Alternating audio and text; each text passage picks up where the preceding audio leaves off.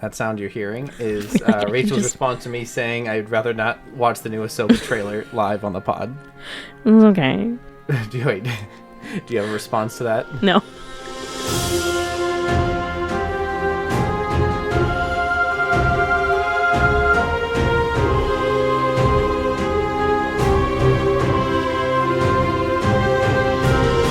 It's Wednesday night, and we are in my apartment. So this week, that means it's Starformers night. Welcome to Rebels and Robots, episode 26. I'm Cameron. I'm Rachel. This is our weekly podcast chat where we talk about Star Wars and Transformers. We've pretty much turned this into Transformers summer until Ahsoka comes out. Until August 23rd.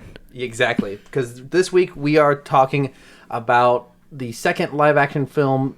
Star Wars Revenge of the Fallen Jedi. No, Transformers Revenge of the Fallen. Unfortunately. Ooh, this movie gets worse every time I see it, I think. But we will get into that soon. But first, as always, we've got news and thoughts since the last week. Rachel, what do you got? All right. Okay. Some listeners, I think, are not going to like that. I love it. I think it's great. So, we're not going to watch it on the pod. But the new Ahsoka trailer came out the other day, and so we are 43 days from Ahsoka dropping on August 23rd. Lots of hype around that. We're excited. It's essentially Rebels Season 5, and you know this is a Rebels stan household. So that's exciting. I have a lot of news. I don't know how much news you have. I don't believe I have any, so go for it. Okay. I'm the news broadcaster tonight. Thank you for tuning into Starformers Night. We'll be with you shortly. Anyways, so the Emmy nominations came out today. Yeah. And Star Wars has been nominated for 22. It divvies down to Andor has received 8 Emmy nominations. Oh boy, get ready. 8 Emmy nominations. Mandalorian has received 9, and Kenobi has received 5, which was a little surprising to me. Book of Boba Fett has received none. So I think part of why Kenobi was able to receive so many is because they have it categorized as a miniseries. They do, and that was so I have a couple of examples of what they were nominated for. One of Kenobi's was Best Limited Series. Mm-hmm. Yes. Andor has music nominations for Nicholas Bertel's work, which is fantastic.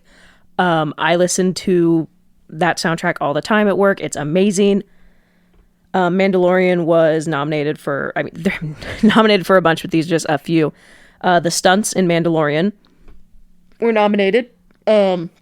Lots of nods to costuming, sound, visual effects. The episode for Andor, One Way Out, that episode has been nominated for Best Writing at the Emmys. One way out. One way out.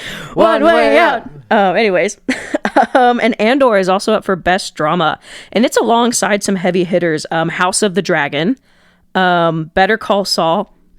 I just found out Better Call Saul is an actually current running show. I thought it was a 90s show.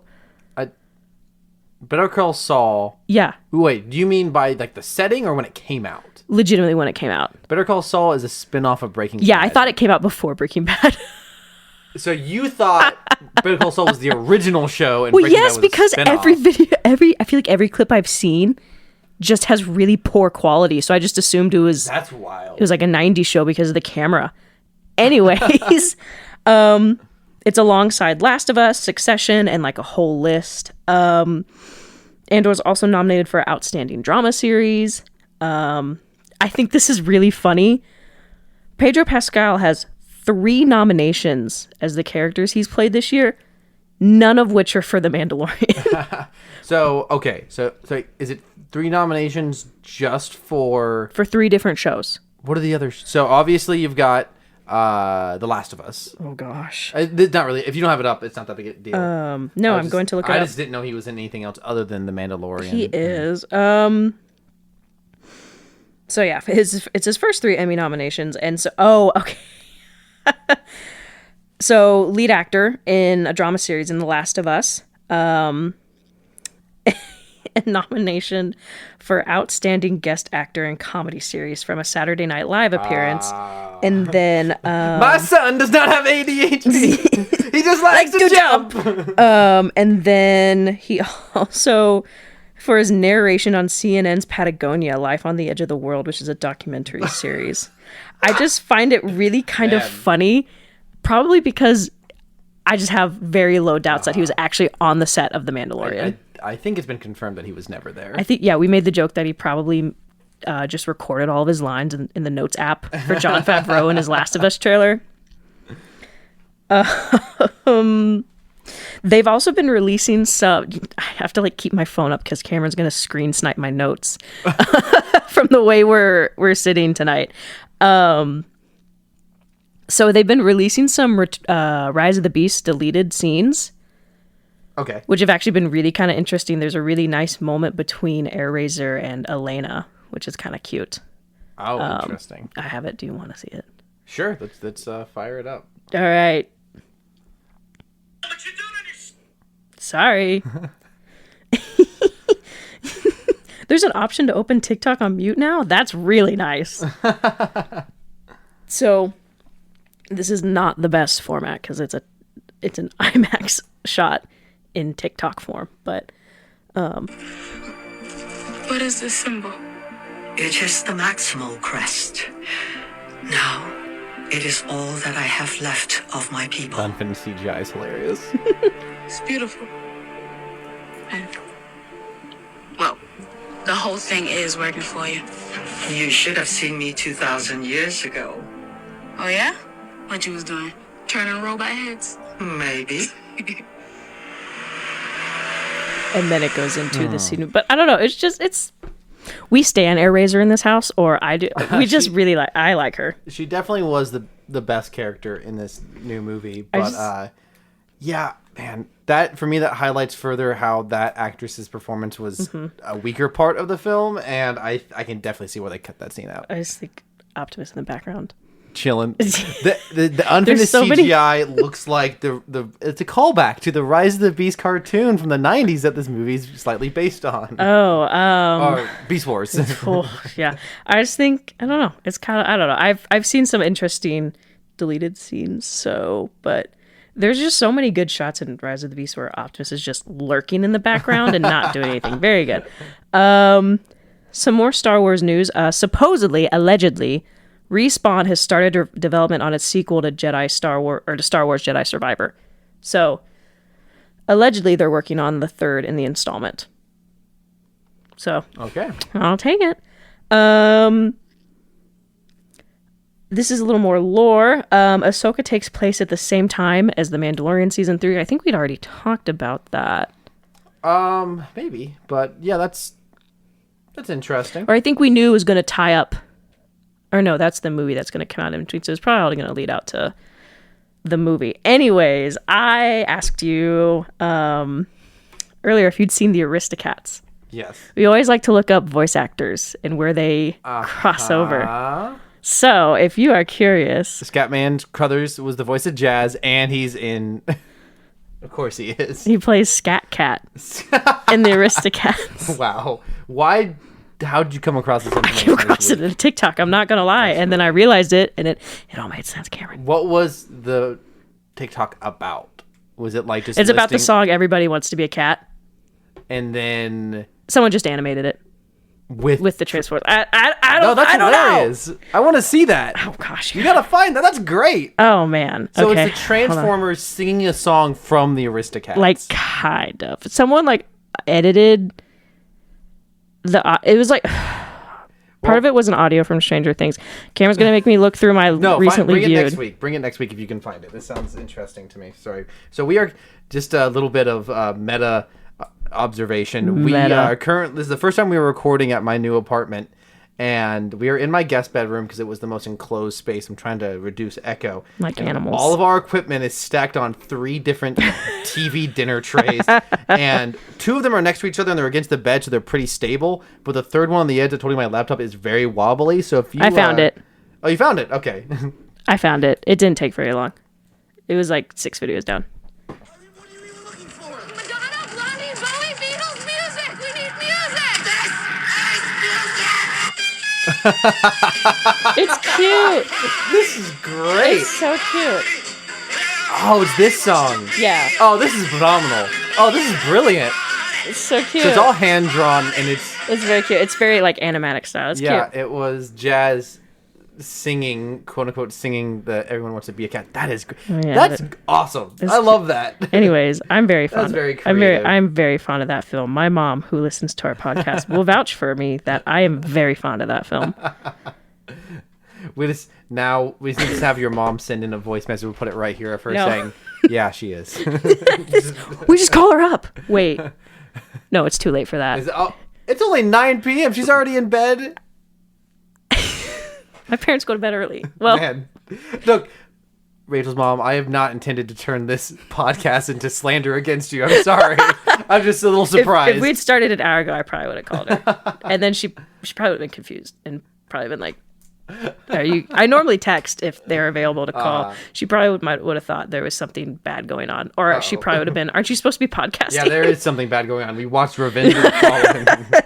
Unfortunately, that's really actually all the news I have. So So just a quick skim of if I Google search Star Wars and put in news. The first article is Star Killer strikes again in new Force Unleashed Star Wars The Black Series figure set. oh yeah, the Black Series is releasing a Star Killer figure with 2 stormtroopers and like a boxed set. What's funny though is the like the thumbnail in the Google results for this article is just a picture of John Wick. But also this set looks so awkward. You've like the way it's packaged. You've got 2 stormtroopers just with It's very bulky packaging. It's not really well done. this is an article on what is this? The article itself is on fandom.com. The wiki. I mean, it's correct. I saw images of it earlier. That's just I didn't know that fandom wikis do like news articles unless it's pulling from another website. Interesting. Nonetheless, the packaging is just Star Killer standing there, but then also the stormtrooper standing there, and that's just very funny to me that they're just standing around. I guess if you scroll up, you can kind of see some of the posing that they have intended that's for with cool. the accessories. Absolutely. Once it's posed, it makes sense why you would have them with 2 stormtroopers, but like just in the boxes, it looks like awkward cosplayers posing for photos and not really knowing what to do. Looks like a pretty cool toy though. It comes with multiple heads. They give him like all sorts of different lightning stuff, and like, I would assume this is a big like impact thing. Like they look like he's punching the ground or like doing like a Force thing. It's like you can recreate the cover of the game, where he's got this like it looks like water, but it's supposed to be like a force push area around him. So Physics. Actually, not that interested in toys, but we tend to talk about it a lot in the pod. We do unboxings on the podcast. Yeah. I just got some new Funkos for my office. All Star Wars. I got Jyn Erso from Rogue One. I got Celebration Leia from the end of A New Hope. I got a Funko of Reva from Kenobi. And I also got Padme in her Senate outfit when Palpatine takes over. This is where democracy dies. Very, the purple outfit with kind of like the wings up in her hair. Very fun. Very cool. Thanks through my office. Yep. Just eventually you won't be able to get any work done in there. It'll just be full of Star Wars. I almost made a joke like, you think I do work now, but I still... Yet again, for legal reasons, I do get my work done. This podcast is the anti-resume. They just, it makes... Hey, I get compliments on how cute my office is all the time. People love them. They do. People do love them. Sorry, I was reading an article. I'm trying...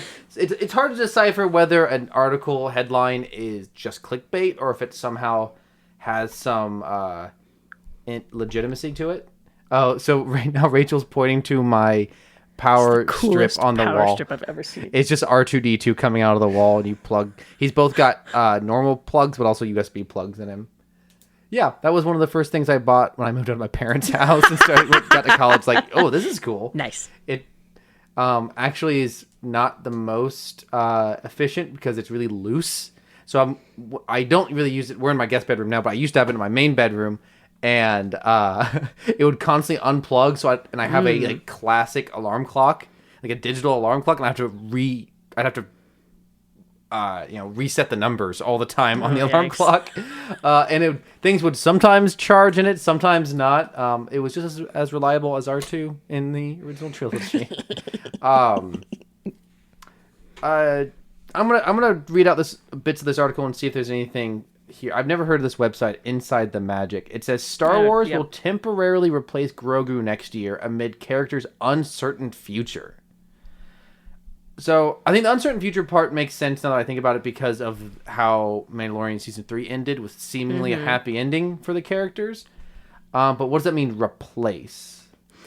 They gotta find new toy marketing, Cameron. They gotta find the next cute thing. Yeah, that's true. They're gonna replace him with Ragnar. So what this Ragnar says is from Mando Season 3. Previously suggested there aren't any solid plans for Grogu in the future. I think it depends on how much farther we go forward with the character, despite suggesting elsewhere that Grogu will likely live until he's a very ripe old age. Yeah, that doesn't say he'll be replaced, though. I think they have put them in a bit of a difficult decision because... So, apparently plot-wise, there are 2 years between Mando Season 2 and Mando Season 3. So that's 2 years that Grogu spent, or I guess it would be 2 years between Mando Season 2 and Book of Boba Fett Season 1.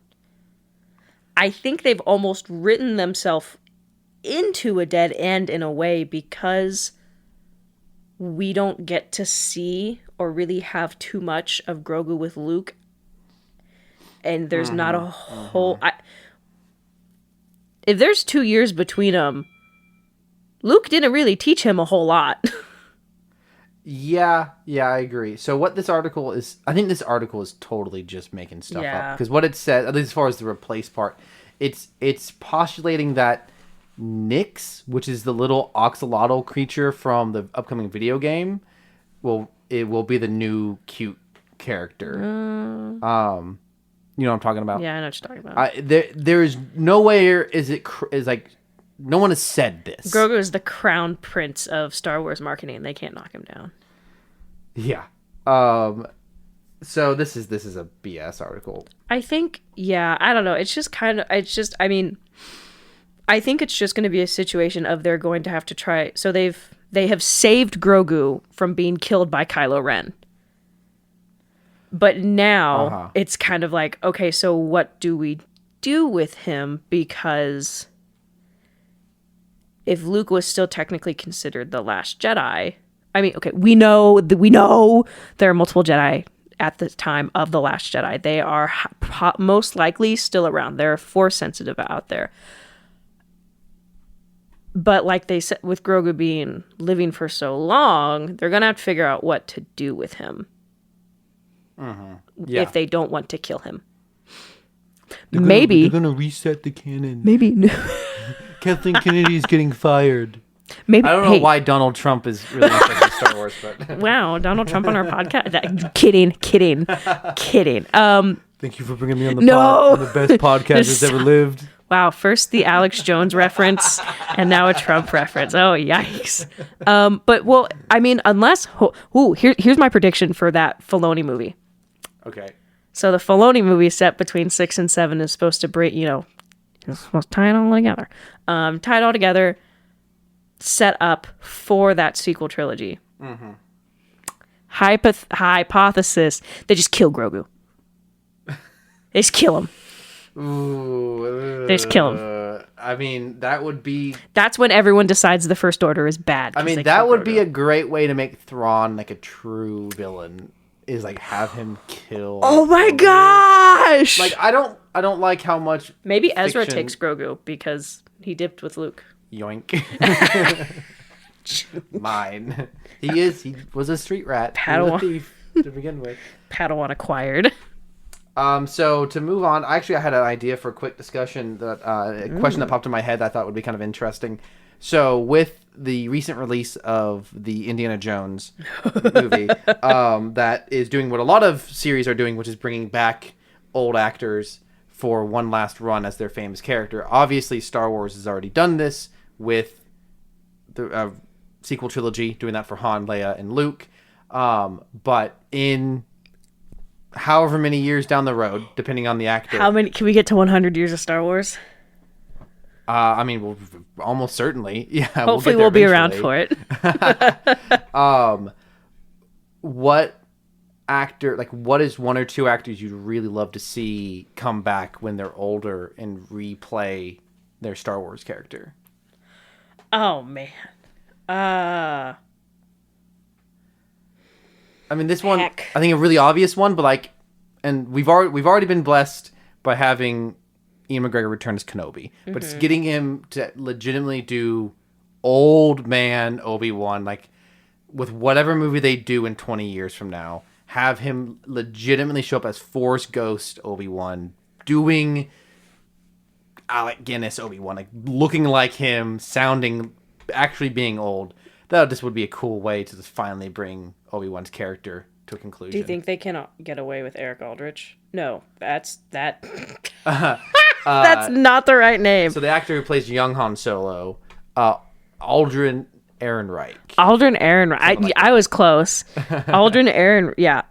Do you think they? I don't know. Do you think they can get away with bringing him back, or is it gonna? It's just gonna be one of those things where. That's interesting. I think, man, potentially, the way we're kind of looking at things right now, where, like, for example, Andrew Garfield and Tobey Maguire coming back as Spider-Man shows that eventually people gain love for stuff. No matter how hated it is at the time, eventually, if some people eventually come, there's enough people who like a thing, especially if it's part of a larger franchise people like. And I think already most people that I read on the internet that I talk to in person like him as Han Solo. So in 30, 40 years, if they want to remake the original trilogy, or if I'm not saying they should, I'm saying if they do, or they just want to do a story, no matter what they do, I think I could totally see in so many decades them bringing him back as Old Man Han. Because I think eventually, whether it's in the next couple years, whether it's in Filoni's movie, they're going to want to do the thing that we didn't get to see, which is the original trio back together. Mm-hmm. Han, Luke, and Leia back together. We didn't get to see that in the sequels. They'll do that eventually. If you get, you could do it somehow with whoever ends up playing Leia at some point. There'll be another Luke. Who knows how they're going to do it? But that I think you could. The answer to your question is yes. I think they could. I would like to see it. That's a good one. I didn't think about that. Okay, Cameron Monaghan, Cal Kestis.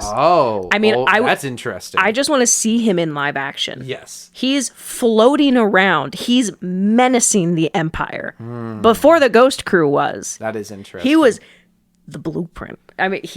I think I want to see him in live action. I mean, he's around. We just don't know where he is. I think after the extreme popularity of the second game, I think it's incredibly likely that we will see him in live action soon. But if for some reason that falls through... Cal Kestis gets Grogu. I can see, like, if for some reason it falls through and we don't see him in live action now, 30 years from now, he'd be a fun Easter egg to throw into whatever. Easter egg, he should be his own thing. I'm just saying, like, bare minimum. But like, I guess, like, along the lines of with something like Harrison Ford, like, it's crazy to think that he started playing this character 40 years ago. I mean, as you mentioned, maybe having another thing with the original trio, we have an opportunity for that. We have Aldrich Ehrenreich, Max Lloyd Jones, the body double for Mark Hamill in The Mandalorian, who looks like Mark Hamill. Like, I really think even without the CGI, when I looked at him, I went, oh my gosh, he's perfect to play Luke. I think they could just change the hair a little bit. But then my other thought, I think... always the consideration of, do we, what are the ethics of CGIing dead actors and actresses? We have a hypothetical opportunity with Aldrich Ehrenreich as Han Solo, Max Lloyd Jones as Luke, and Billy Lord as Leia. Ooh, okay. So Billy Lord is Carrie Fisher's daughter. That could potentially work if she wasn't already in Star Wars. I know. Well, hey, it's never stopped him before. Who else has played double characters? Gosh, I forgot his name. So, Snoke. Yeah, Snoke and Kino Loy. Yeah, What's except his you don't face? see his face as Snoke. So I think they can get away with it. I mean, you can do whatever you want. Yeah. Like you have got multiple actors who play multiple characters in the Marvel universe and the DC universe. It happens for sure, but she's not a prominent character, but like her face is prominently displayed in the sequel trilogy, especially the third one with in episode 9, since Carrie Fisher was dead and they wanted to, give her daughter a chance to have a bigger role. But so I think they'd probably cast someone else. I think it could be. But anyways, yeah, I would love to see Cameron Monaghan. I really liked Aldrich as Han Solo. There's rumors that with this new Dave Filoni movie set between 6 and 7 that they might be looking into recasting as opposed to de-aging. I hope so. Because we talked about it in a previous episode. Because I think Dave Filoni. I think someone interviewed Dave Filoni. He's like, "Yeah, I'm totally open to it." I'm trying to think of who else. Yeah, I mean, we can eliminate some, such as Diego Luna as the character Andor from the movies Shut up. Rogue One and Andor. Oh, the movie Andor. It's my favorite Or the movie. series or Jin Eddie Urso of Rogue from the movie One. Rogue One, or Bodhi from the movie Rogue One. Saw Gerrera from the movie Rogue One. dude, if his character had not died, I'm blanking on that actor's name. Forrest Whitaker. Forrest Whitaker would gladly do that till the day he died. Oh my gosh. Okay, so we have the running joke. So we send each other pictures of when we see like Saw Gerrera merch and just with the typical can't escape text messages go along with it. I tried to get a picture of this so badly, but it never came up again. I was at a restaurant with a different friend and we were just chilling, and I just happened to look at the TV and they were broadcasting a basketball game, and Forrest Whitaker was one of the celebrity celebrity invites, and I was like, That's great. we cannot escape. Man. I mean, I think ultimately we would be happy with any of these people returning as old people, but I guess like in the spirit, Old people. I mean, we As have older seen a actors. return of Tamara Morrison yep, as Django yeah, and then as Boba Fett. I want to see him again. I'm still mad at Mandalorian season 3 for just ignoring him. Whatever, Jon Favreau I guess or whoever made that decision. with Indiana Jones specifically, that's a character that works really well when he's older because he's always been a grumpy character. So there's an element Now that he just looks his for age. the actor, it's even kind of funnier now that he's older. Like his grumpiness plays into both Harrison Ford's real world persona and his acting talents. And so that's a character that, especially since he studies history, like that's a character that works well, even though the two movies that he's in when he's older aren't particularly good. The character works well when he's older. So who would you want to come back? I can imagine. Let me guess. Okay. You're nailing it. His name just escaped Oh. me. Ewan McGregor. Well, I already said that at the top. But I know. I'm just yeah, guessing you probably want to come back. Oh yeah, absolutely. I think like he's always done as he's gotten older himself, and he's played the character older. His impression / interpretation of Alec Guinness's performance has been amazing. So to give him that chance when he's older, that would work super super well. Would love to see it. I think that Poe Dameron's character would work really well as an older character. Finn. Yeah, I mean, yeah, like I said, you can sit here yes. and list anyone from these series, and I'd be happy. But characters that especially work when they're older, that I would be especially happiest if they release a Star Wars movie 20, 30 years from now, and this particular character showed up, I would be the happiest. It would be interesting to see the progress of the twins from the Kenobi series as they get older. Luke and Leia. Oh. They're child Yeah, actors. yeah. I mean, it's hard to predict. What's that called? We will watch your Career with Career great with great interest. Yeah. Interesting. So yeah, those are the two that come to mind for me, because those are also probably my two. Obi-Wan's my favorite character from the prequels. Poe Dameron's my favorite character from the sequel, so that makes sense for me personally. But I really like your answers a lot. I think those are really good. I mean, and I'm always down to see Uncle Owen and Aunt Beru again.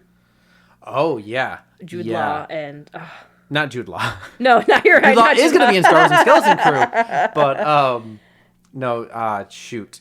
Joel Edgerton? Yes, Joel Edgerton. One of my favorite actors. Absolutely. Keep bringing him back as Uncle Owen as much as you can. I'm saying, Kenobi Bring him back as this flaming skeleton. Just stop. When they inevitably make episode 12 and they try to do the in-game-esque ending again and all the characters come together, you got Anakin and Obi-Wan and Mace Windu and Chewbacca and Han and Leia, then you just have burning skeletons standing there. Super Smash Bros. Everyone's here. I mean, like I've said it before and I've said it again, Kenobi wasn't my favorite, but I love the expansion on Uncle Owen and Aunt Twin Sons Beru.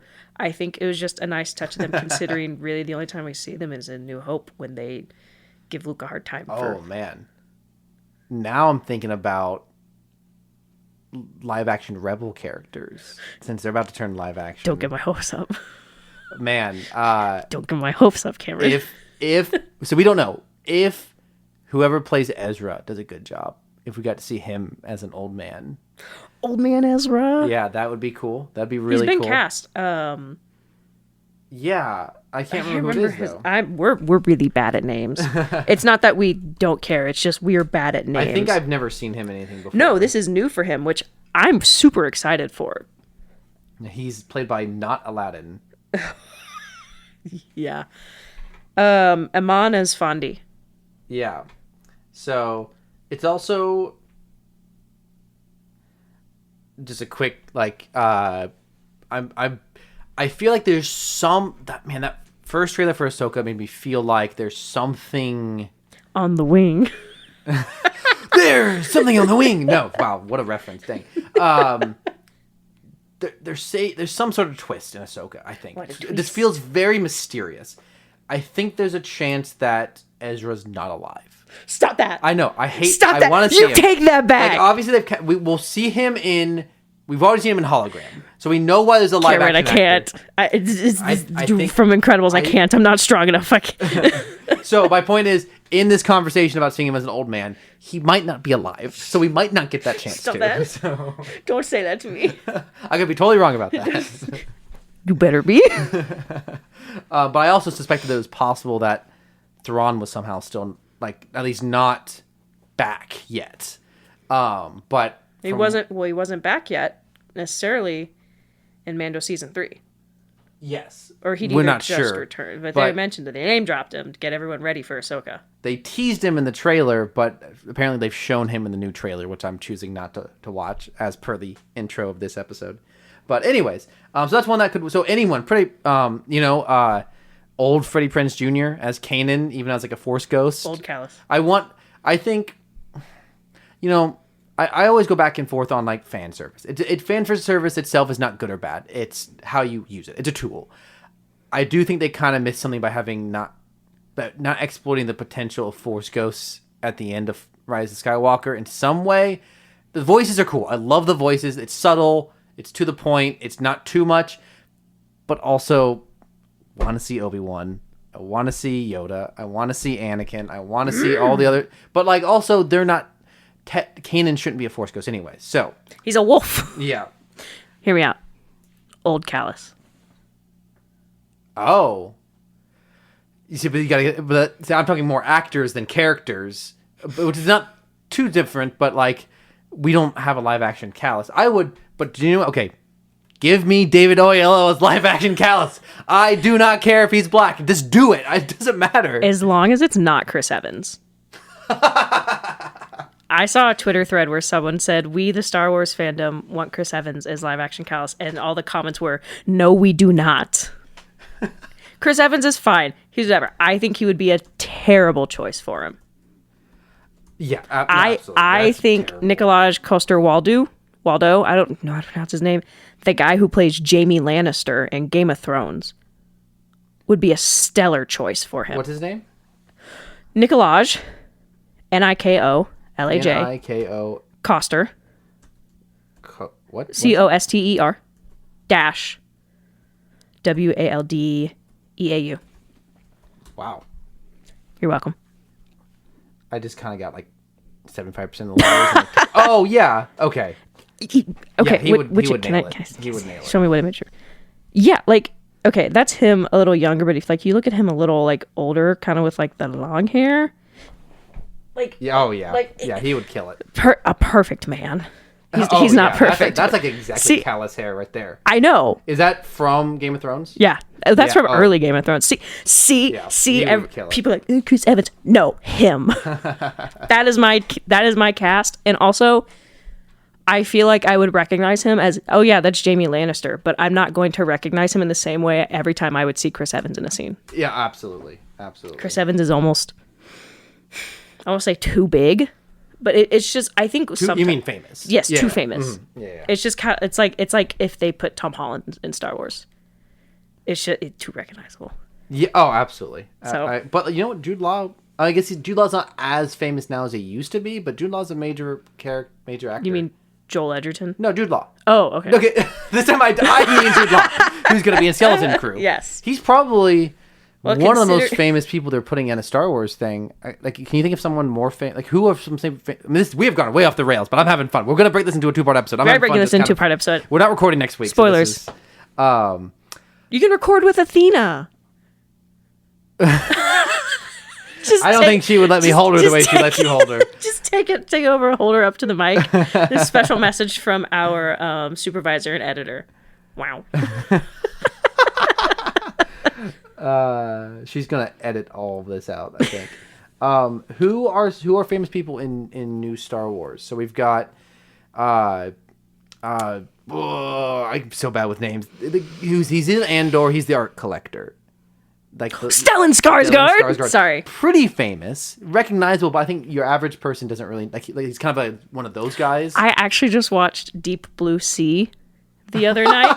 Is he in? He's in it. I did not know that Because I went- with Sam Jackson. Yeah. Oh, when he gets eaten by the big shark. Yeah. Oh, wow. Because I went, Stellan Skarsgård. I have an action figure of him. That's great. Who else? I mean, other than obviously like Harrison Ford, like that doesn't count. Like people who are new to Star Wars in the newer trilogy. Like, I mean, I guess like Samuel Jackson was pretty darn famous in the late '90s. I don't know when if they you made the prequels. consider him famous or infamous, but technically speaking, Lin-Manuel Miranda is in no. Star Wars. But he's a stormtrooper, right? No, he's a rebel. He's in the end of Rise of That's right. Skywalker. He's Yeah, just in the I back, forgot like, about that. grinning. Ooh, he's not a character, so it doesn't count. But ooh, I know they were fighting to keep him away from the music room. No rapping in Star Wars. who else? I'm just totally blanking on actors that are in new Star Wars. Laura Dern. Yeah. So Gosh, I love Laura Dern. she was really popular in the 90s, but like I didn't even really recognize her when she showed up in Last Jedi. Like, it took me a while to realize who she was. So she's among the more famous new actors, but even that is not that recognizable. Joseph Gordon-Levitt. As a voice, Uh-huh. that doesn't count. That means he could come back. It's just... Wasn't Tom Hardy supposed to be a stormtrooper? He's in a deleted scene in they cut Last him. Jedi. Yeah. I kept hearing rumors that either Prince Harry or Prince William were supposed to be I stormtroopers. think that's confirmed. I think he's just like a stormtrooper in a big scene. Very empirical of them. Very good. Very good. Thank you. Is it DJ? Is the like smuggler in Last Jedi? Oh my gosh. Yeah. Not the smuggler, but the lock breaker. The Codesmith. I'm trying to remember. He's a very famous actor. Yeah, but I'm is trying to remember he- his name. Or- Yeah, DJ. Yeah, who's he played by? Oh. So what this says, this is on the fandom wiki. Okay, those are pretty accurate. DJ is short for don't join. Because that's what his catchphrase is. Oh. I wonder if that's official or not. That's kind of cool. Because that's like what he keeps That telling. sounds like something that would be confirmed in a book and Yeah. or comic between the I movies. kind of love that. I That already is love pretty this cool. character so much. That's really cool. Ugh. I am so mad that he's not in episode 9. It's kind of cool that he kind of just disappears at the end of 8. But also, I would like to see him again. I don't know. It would be kind of cool if in 20 years, whatever young new crew of characters you have, they need help from someone, and it's this guy. Y'all, you guys are at it again. Yeah, that, and like he's still the same, or he's like become a hero because of what that would be really cool. The actor's name, I'm so mad that I'm forgetting him because I love this guy, and I'm just totally blanking on the actor's name. Dang, some of our more. Benicio del Toro. Yes. See, I always get his name mixed up with the director, for Guillermo del Toro. Older Benicio showing up in a new Star Wars here in a couple decades would be pretty sweet. And I mean, we've been very open on this podcast. We want to see John Boyega come back. Oh, absolutely. Yeah. I wanna Anyone see- from the yeah, new series. But I think there's a certain, but I don't know. I guess you can go the opposite of what I talked about with Harrison Ford of grumpy old man. Older, kind older people also nice. Like in exact opposition. If you live long enough in the Star Wars universe, you become either old and mean, or you go senile like Yoda. Well, what I was about to say is, in contrast to Harrison Ford's grumpiness, Carrie Fisher's performance as General Leia is so lovely. Carrie Fisher so can do no wrong incredible. in my eyes. And so you can have sweet older characters. So like Rey and Finn as older characters. I would not want to see them as old grumpy characters, but if you did them as they're still their same sweetheart, kind-hearted characters, that could work really well. Yeah, definitely, I could definitely see that. Yeah. I think The Ghost is confirmed to be at the Battle of Exegol. Yeah, the ship that So the we rebels could fly in. see, yes, Oh, the Ghost crew from the cartoon Rebels. Jason Sindola. I know he was. I got a meme about that. Wait, I actually have some news that I forgot to say. They were releasing some Lego sets. I thought we talked about it. Did we not talk about it last No. week? Oh, shoot. Yeah. No, so they released some, I guess, Ahsoka themed sets, and Jason, who is Hera's and Kanan's son, is in them. He's the little Yeah. Lego boy minifigure, but he's got dark hair. So people are like, I saw someone say this is the best retcon Dave Filoni has come up with, because the last time we see him, he has this really ugly bright green hair. I did actually see a cute little theory that maybe Sabine just dyed his hair. And that's why I had green on his ears. I think that's also the fandom trying just to come to terms with just how creepy he looks. It's just so hard to design children as animated characters, because if you don't get it right, just because they're not quite proportioned like regular people, because they are children, and it's just, if you don't get the proportions right, the whole thing's off. It's all Uncanny Valley. Yeah, I agree. So I'm making something right now that I want to get you. Oh, It's a meme. Sorry, I'm trying to figure out how to. Okay, almost. Oh, what? Sorry, it keeps Photoshop. I'm normally better at Photoshop than this. It's probably because you're using a trackpad and not a mouse. Yeah, probably. Any other famous actors that we can think of? This is, sometimes. Reba. Moses famous? Ingram. Is she famous? I don't know her from. Oh, I guess I was more along the lines. I want to see her come back older. Moses Ingram. Yeah. What do you suppose her, like, why would she come back? Like, what would be the... I mean, she survived. Look, if we don't see a death, I mean, Yeah. she survives. She goes off to putter around the galaxy some way. That's true. It'd be interesting to see her. She could be old and grumpy, a begrudging, kind of the trend of, we need someone and you're the one we came to help, and she's like, don't ask me for help, that kind of thing. But yeah, I can't think of really anyone else. So I've simulated what, if they brought back, your man, what's his name? Sorry, I forgot his name. I've already Callus. If Chris Evans played Old Man Callus, I think this is what he would look I like. hate that so much. That's so good. I hate it. So what I've done is I've taken Old Man Captain America from the end of Endgame and just drawn white to make him give him longer sideburns like Callus has. Hate it. Dislike. Okay. Well, not a fan. We're 45 minutes into this episode, so let's go Good ahead thing it's and a two-parter. start our subject for the night, which is the film Transformers: Revenge of the Fallen from 2009, again directed by Michael Bay. 2009. First one came out in 2007. This is 2009. Yeah, I saw this in theaters opening weekend. This was so I would have been. Man, I gotta figure out my 12. I would have been 10.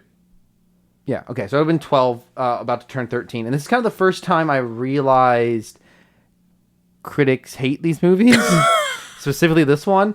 Did you watch Nostalgia Critic to find that out? No. I went on, before I went and saw the movie, I went on to, the very famous film critic. I'm totally blanking on all proper Martin announcement. Scorsese.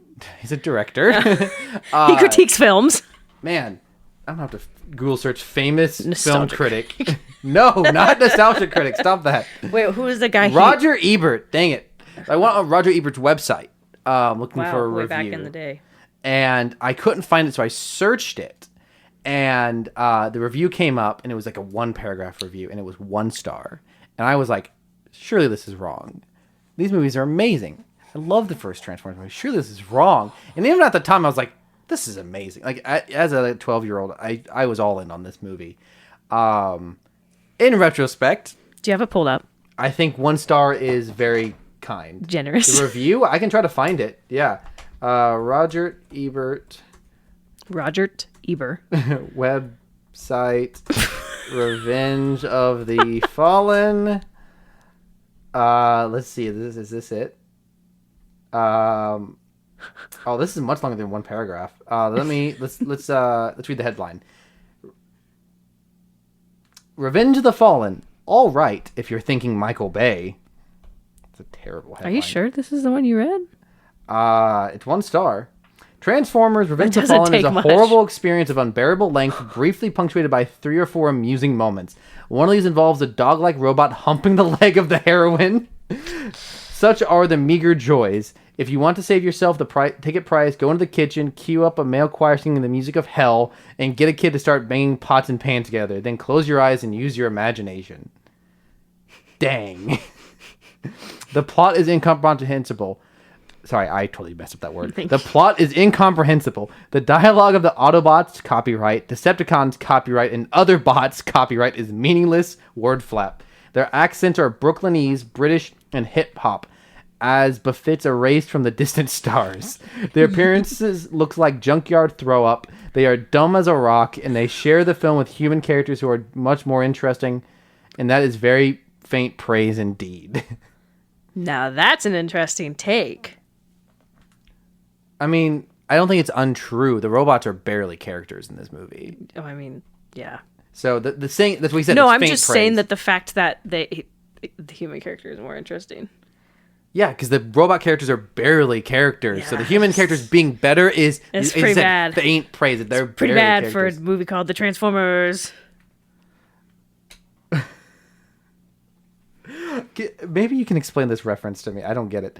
It says the 2 most inexplicable characters are Ron and Judy Witwicky, who are the parents of Shia LaBeouf, whom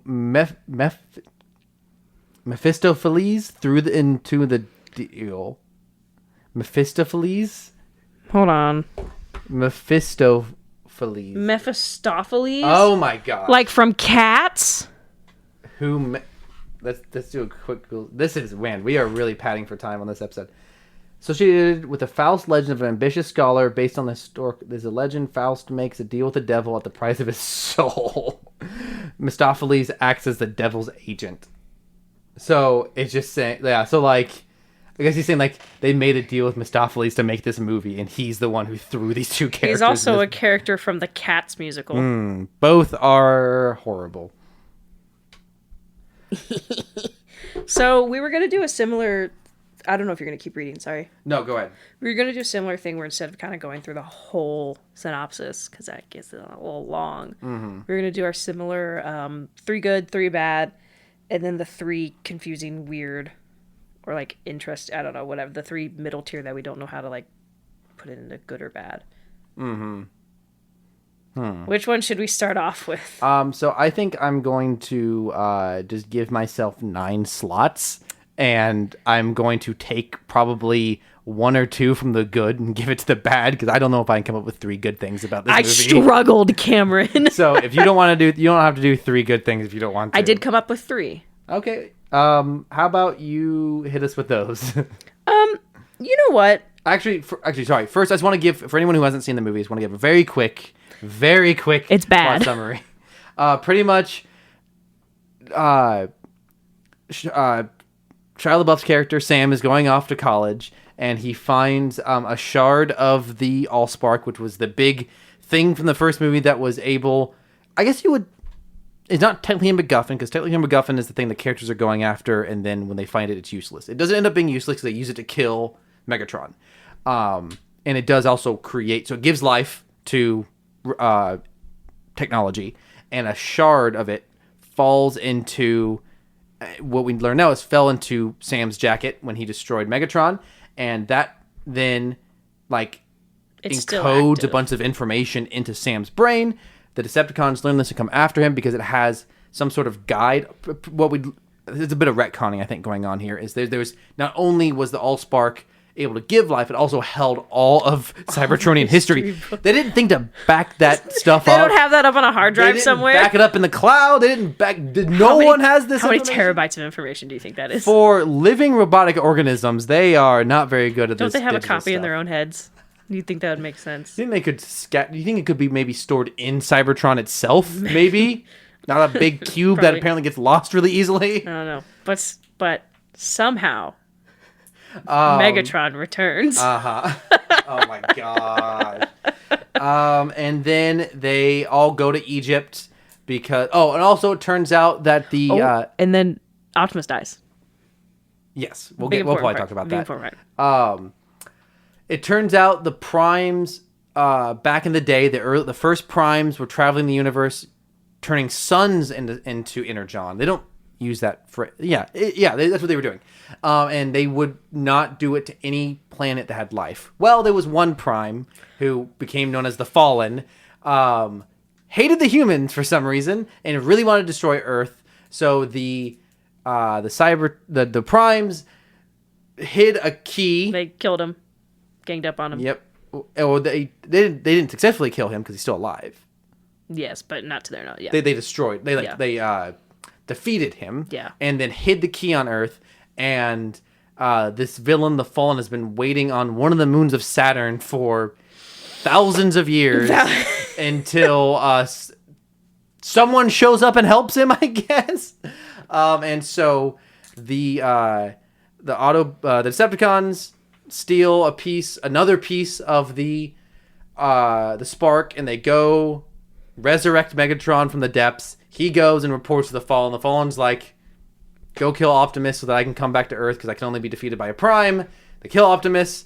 Everyone goes to Egypt because the big thing that's able to kill the sun and absorb the sun is built into one of the pyramids.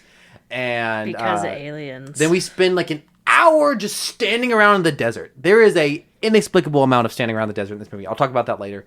And then it turns out that the key is the Matrix of Leadership from the original animated film. Mm-hmm. And Sam then uses that to resurrect Optimus. After he dies himself. Yes, we'll talk about that scene too. Geez, lots going on. Lots of Christ analogies. Oh my gosh. in this film.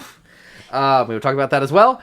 And then the Decepticons leave, and the movie's over. It just ends really abruptly.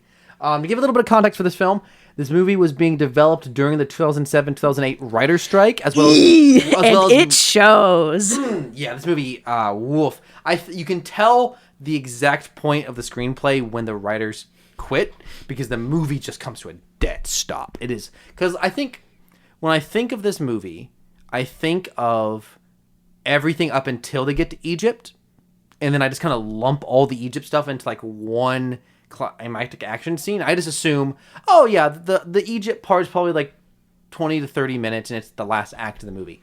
It's the last half of this 2.5 hour movie. I haven't seen this movie in years, and I was like, I like knew the basic part of it, but I'm thinking, oh yeah, there's a whole lot left. Because up until they get to Egypt, It's not a good movie, but it's got some flow to it. It's moving along. Stuff is happening. Good movie. Like, it's very Transformers Michael Bay. Like, it very much like, okay, this is a worse version of the first movie, but at least things are happening. And then they teleport out of nowhere. There's a Decepticon who can just teleport them. Decepticon that joins their With side. a space bridge, that happens. But it just happens. Like, there's no build up to it. It's not set up early in the movie. He just does it out of absolutely nowhere. And then they're just in Egypt. And then the movie comes to a grinding halt. So I think that's why, like, when I think of this movie, I have a slightly more positive opinion of it, because I think of it as an hour and a half movie in my head. But when you actually watch it, once they, like, it's annoying and grating, but again, as I said previously, in an interesting way. Like, it's annoying, grating it, interesting movie up until they get to Egypt, and then it is just nothing. Nothing happens. There's this whole, like, the main conflict for the next, like, 30 minutes at some point is that everyone loses communication, and they're just not, like, it's never resolved. It's not interesting. It's just like it explains why everyone's separated. And it's not until the government sends a drone and realizes, oh, there's a bunch of Decepticons, that they actually send in more reinforcements. And during this whole segment, we'll get to the negatives in a second. Sorry, we're doing summary right now. So this movie fell during a writer's strike, and apparently a bunch of other guilds in Hollywood struck as well. And apparently the director's strike, there was about to be a director's strike. So Michael Bay did a bunch of stuff early in production to get it done before he might have to strike as a member of the guild. They never struck, but it's kind of one of those things of, like, you think your homework is due on one day, so you rush everything, and then you realize it's not due until next week, but you're like, I've already got it done. And that's kind of what happened to this movie. Everything I keep saying, reading about this movie, is it's almost all stuff that was just rejected from the first film. Like, it's literally just, okay, here's everything we didn't do last time. Which explains, again, a lot. They brought in a new writer. They were able, the writers of the first two movies did not want to come back. Valid. The two writers of the first movie did not want to come back, and they eventually convinced them to come back with the addition of Ehren Kruger, who seems to be a decent writer. He directed The American, The Ring. He helped write Top Gun Maverick. Those only ones, Brothers Grimm, which is a pretty decent movie, and then Dark of the Moon and Age of Extinction, and then Ghost in the Shell, and then Dumbo live action. Oh gosh, it's just downhill. Yeah, but then Top Gun Maverick. So, but you can, and it says that they were, quote, locked in a hotel room for 4 months to write this. I believe the forcibly locked in a room by Michael Bay part, but not for 4 months. That does not. There's a half truth in there. Does it really say 4? It says the 3 writers spent 4 months finishing the screenplay. That does not check out at all. No. And let me check the TF Wiki to see if there's anything other interesting trivia about this movie. TF Wiki. I love TF Wiki. Very knowledgeable. So, what is your first positive about this train wreck? It ends, the end credits? They used a song from The Fray. They used Never Say Never in the beginning of the film, and I just really enjoyed that because I love The Fray. So that was a plus for me. And I called it from the first piano note too. I went, "This is Never Say Never by The Fray," and I was right. That was good. That was a good call. I don't remember it being on the official soundtrack though. It probably not. That's an interesting question. For me, positive. I do like some of the Transformers in this Transformers movie. He's barely in it, but Sideswipe I think is pretty cool. Like, for a character that's just meant to be cool. I know he's not Jazz. I know. But that's what they did, though. They were like, "Oh, we gotta have another cool character." And he's got, like, literally one line of dialogue that's a terrible one-liner. I don't even remember what it was. Like, damn, I'm good. Yeah, it's terrible. He's got a sick pair of Heelys, though. I like that he is this really cool concept Corvette, and he's got, like, swords. I think he's interesting. The term you're looking for is arm blades. This version of Soundwave, I think, is amazing, and I really, really wish he was actually like in the battles on Earth. And it's the same voice actor from G1. Yeah. They just didn't modulate his He voice looks as much. so cool. I think. I want to know how the United States satellite didn't notice him. Anyways, So he's like a satellite in orbit, Vibing. and he. I think this movie does do a good job of, especially on the Decepticon side, they're not all just humanoid shaped. They're various shapes. It doesn't always work, but there is. You have. he doxed the location of the other cube shard. You've got the Decepticon that's like a bunch of little balls that then transform into like a blade. Microcons. And that guy's cool. And but then again, and then also the other one I had is I really love when Scorponok shows up in this. He just comes out of nowhere. Do you think he was in the desert that whole time? Presumably, yeah. They left him down there. Scorponok was the big scorpion guy that they fought in the first one. The fact that he just you see the sand coming up and he just launches out and attacks Bumblebee. It's like poetry, it rhymes. No, he attacks Jetfire. Jetfire. Another character that I like. He talks way too much, and his role in the movie doesn't ultimately make that much sense. But for the fact that we spend most of the movie with Bumblebee, Who the doesn't twins. talk. Yes, the twins Who are do horrible, talk, unfortunately. and It's just Tom Kenny. Wheelie.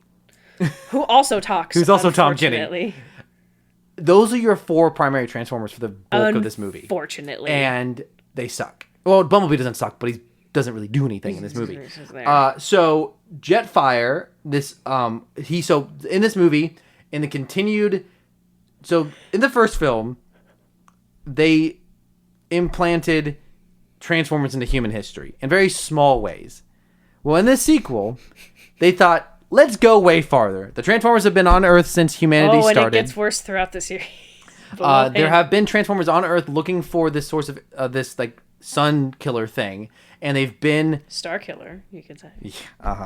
And as Jetfire says, his father was the first wheel. And what did he transform into?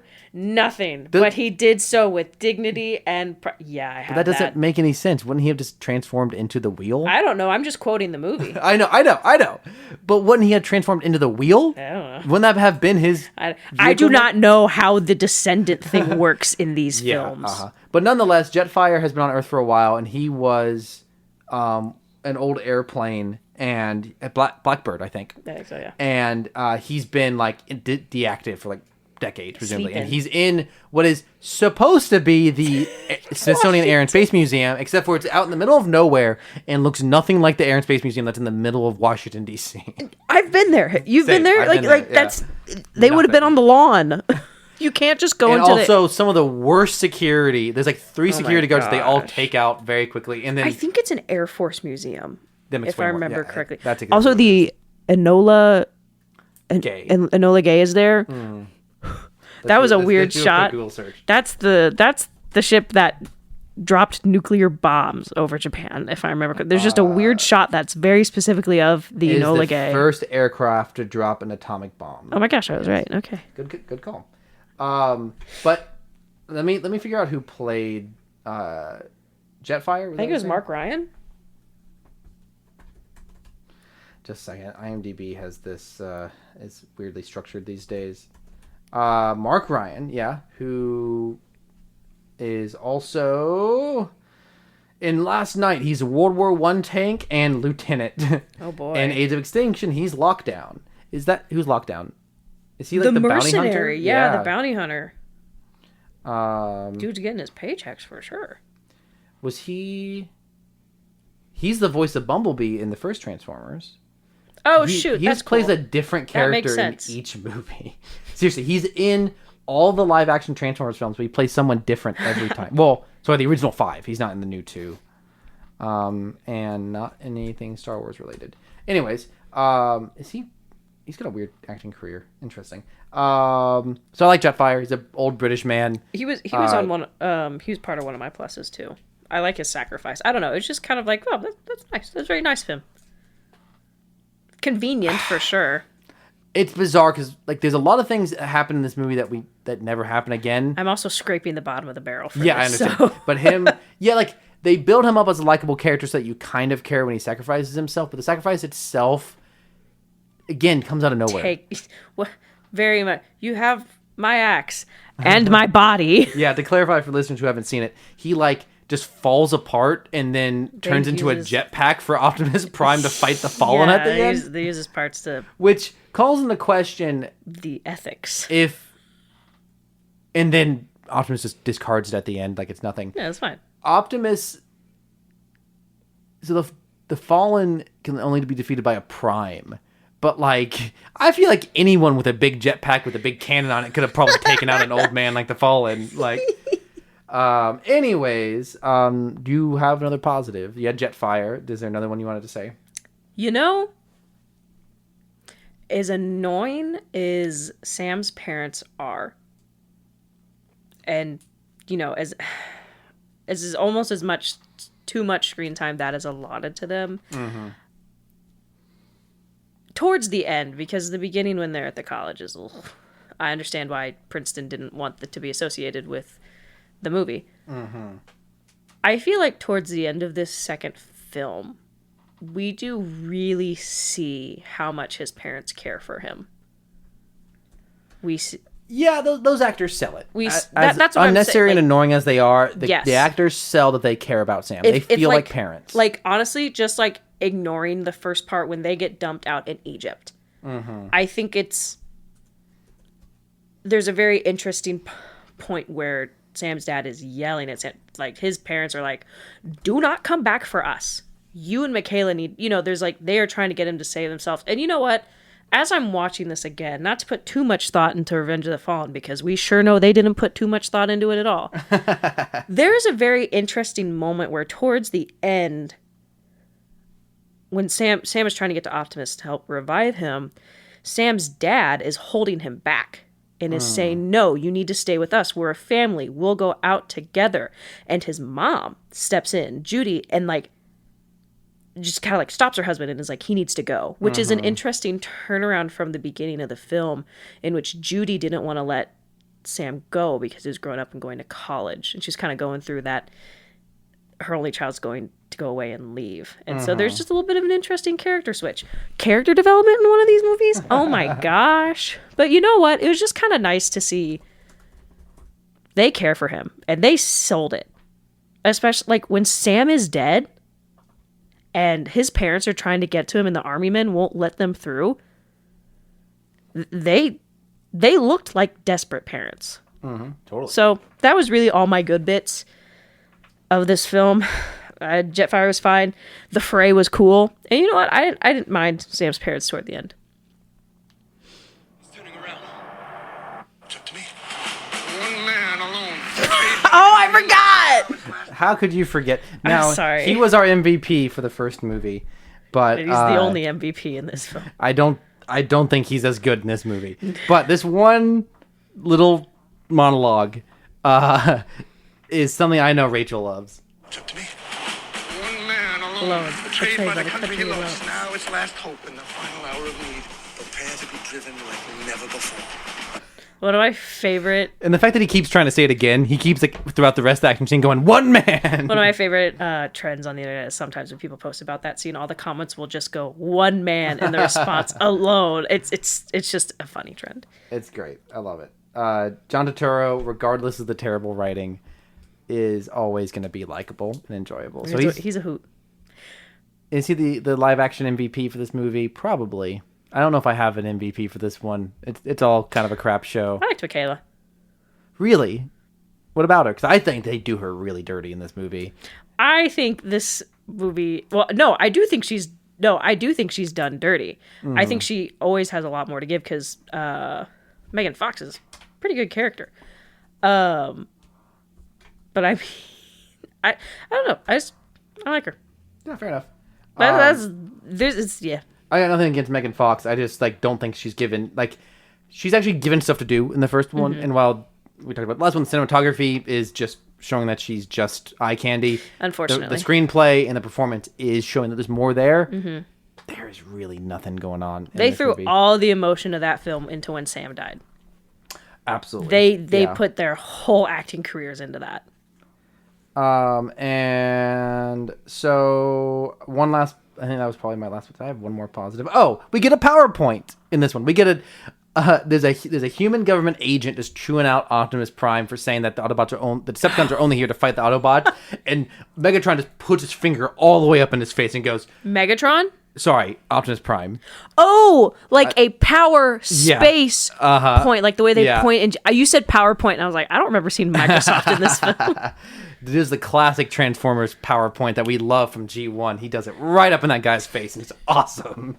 I love it. It's so good. Every time we're watching an episode of G1 and they just like point, because they point like, if you were to like point at someone, you like in grade school or whatever, and you like put your right hand against your forehead to like with the L with your finger and thumb up for like a loser. That's how they almost all point. With their thumb straight. It's really funny. He was looking kind of dumb with the finger.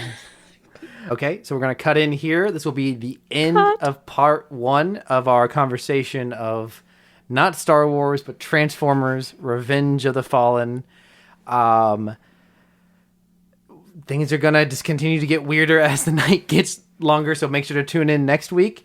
This is Cameron and Rachel signing off, saying we will return in 30 years for a revival podcast where we play old versions of each other.